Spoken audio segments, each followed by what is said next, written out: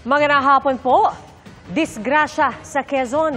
Inararo na isang truck ang 11 sasakyan at 3 bahay sa Lucena City kagabi. Patay ang driver ng truck, 2 pasahero ng nabagang tricycle at 1 residente. 8 naman ang sugatan. Nakatutok si Katrina Son. Nagliliyab na mga sasakyan, nayuping tricycle at nawasak na mga bahay. Ito ang bumulaga sa mga taga-barangay Isabang sa Lucena City, Quezon. Matapos araruhin ng truck ang 11 sasakyan at 3 bahay pasado alas 11:30 kagabi.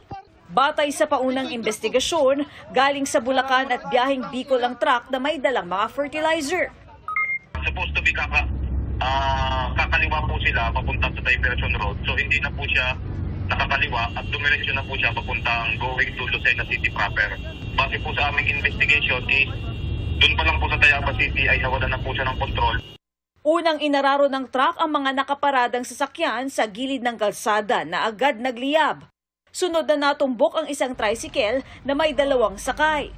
Nagdire-diretso ang truck at inararo rin ang mga sasakyang nakaparada sa gilid ng highway hanggang nasalpok ang 3 bahay. 4 ang nasawi, 2 sakay ng tricycle, 1 residente at ang driver ng truck. 8 naman ang sugatan at nasa ospital. Nakikipag-ugnayan na raw sa mga otoridad ang employer ng truck driver. Patuloy ang investigasyon sa disgrasya. Kahit po namatay na po yung ating driver ng truck, so we are not also discounting the possibilities that there are other people who might be liable for negligence or reckless imprudence. Para sa GMA Integrated News, Katrina Son, nakatutok 24 oras.